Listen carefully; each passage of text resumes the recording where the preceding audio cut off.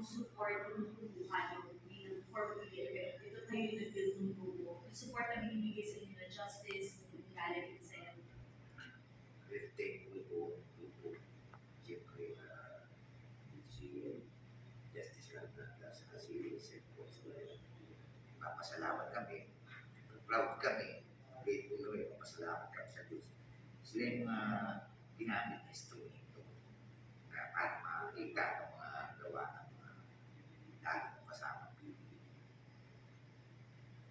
Anyone can answer po kung tunay po ba yung ganitong event na hindi na natapos ang buhay ng isang tao.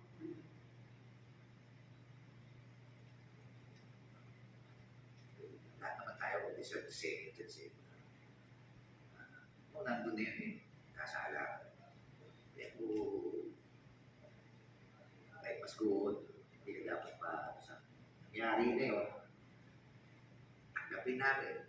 Tanggapin talaga. Acceptance lang lahat. Tapos, hindi na tao sa Diyos. Tapos, good, yung pudol. May I add to something? Kasi si Joey went to school inside prison. He was the valedictorian of their college class. And he was the president of the student council of their batch. But as you were saying, is prison life the end of everything? No. Ang tingin ko dyan is, okay, nakabalik yung tao, sinaraduan ng pintuan. Pero bubuksan yun sa kabila. Because when we go to prison, maraming nagpapasalamat, mga magulang, and even the media saying that kung hindi pa sila na preso, hindi sila nakakatapos ng grade school, high school, college. Maraming gano'n. Many of them are there for the lack of an opportunity because kulang siguro sa education. But thankfully to all the partner schools there, including the University of Perpetual Health for the college degree, maraming nakakapagtapos na hindi mo sa grade school, high school, college, hindi also a school of fine arts. Sir, for the Leon, sinasabi mo ba, what made you say yes po na ituloy yung ganitong kind of auction sa first time na? Kasi di ba yung mga tao sinasabi na, ano na yan, ex-convict na yan, hindi magbabago. Pero kayo po, bakit kayo Kasi, yes? alam ko talaga maraming magandang talent talaga sa preso kasi nagbibenta kami ng mga antique yung mga antiques. No? And then sa furniture, ang dami na nabenta ng mga big furniture. And these were done in the 1920s. Bilang yun yung mga big furniture. No? So, that was then. So now, in this medium na paintings, I'm sure it will be equally great as the ones that we have sold before, sa 1920s and 30s na napili. Yes. Yung mga tables and mga chairs, even yung mga kanyang batas. The table, and that's why we lived in prisoners. Also, during the first PDL art exhibit, part of the items exhibited there were furniture from Malacanang. Pero the smaller pieces. Kasi nung panahon pa ni Quezon, gumagawa na yung mga inmates sa binibig ng furniture. Tapos binibigay sa in fact, yung Baga Group gifted the president with a desk. Maybe you should show them kung ano yung itsura. With wood burning. Later. With wood burning. Hoping na sana that tradition will be revived. Kasi sinasabi nila, sana pag-prepare ng presidente ng mga papeles, sa maraming ang trabaho gagawin, makakaalala din sila.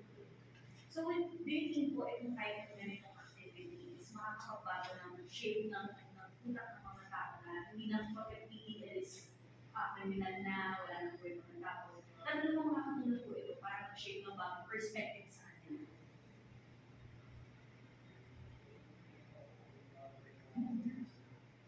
That open. Kasi sa amin naman kasi kung may kasabihan tayo, kinag-schedule naman talaga yun. Pero, ito kasi ang purpose talaga dito.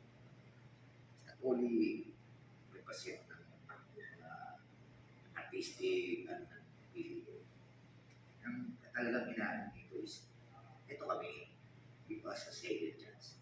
Kami okay lang kami, yung grupo namin, nag-recover na kami lahat. How about kung keep a look, alive? It's not about art. Hindi naman kasi sa lahat na katulad sinasabi kay Justice. Hindi naman lahat ng lumalaya is artist. May college graduate doon, may galing sa ganito, may galing na carpentero. Hindi sila nabibigyan ng safety. Ito lang sana, naging opener sa public. Naging opener na. Ito kami, humans kami.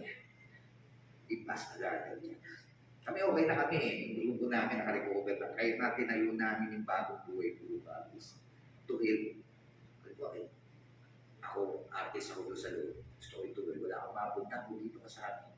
Tutulungan ka namin. Makarecover. Gusto mo lang. Kung gusto mo lang. Ayaw mo. Hindi naman ano ko. Basta kung gusto mo lang. Wala akong magpuntahan. Gusto mo magsimula ulit. Gusto mo ituloy yung art. Dito ka sa amin. Dito ka. Pag-buhay, tinayo yan para sa mga pang-BDS, mga ex-BDL, para sa amin. Dito ka sa amin. Wala kang mapunta sa BDL. Bali siya, ilan po kayo sa grupo niyo right? Na-14 kami na. 14. Tapos yung mga keep in touch po kayo sa mga natin. Nag-workshop kasi kayo, nagkakanta kami ang pre-art workshop sa mga jails, sa bureau, tutuloy rin kami at materials. Pag nagkaroon kasi kami ng exhibit lang naman, first time talaga namin dito, magpaka-exhibit sa gallery. Sir, salamat po. Puro mga ano kami, mga judiciary institution ng mga, doon kami nag-exhibit sa Bigang Bayan, Supreme Court. This coming August, tentative, August 4, meron kami doon sa Supreme Court. Court of Tax Appeal, sa mga ano, sa mga Hall of Justice. Ngayon, alam ba, nag-exhibit kami ron. Halimbawa sa Makati City, Makati Hall of Justice.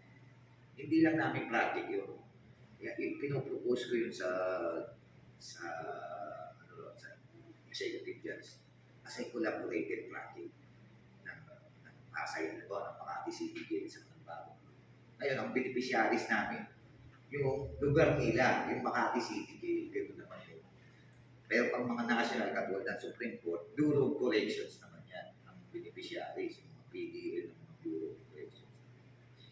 Sa justice sector, sa tingin niyo po, mas napupush niyo po yung ganito. So, pakitay hindi lang sa painting, basta kahit sa iba pang talent na pinupush niyo po talaga. Yes, because right now we're already organizing the second national PDL art competition. But there will be a third category.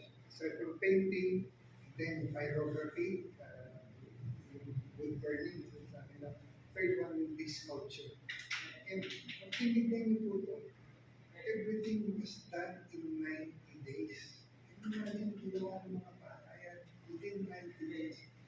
Hopefully, they can be given a longer time para mas pulido.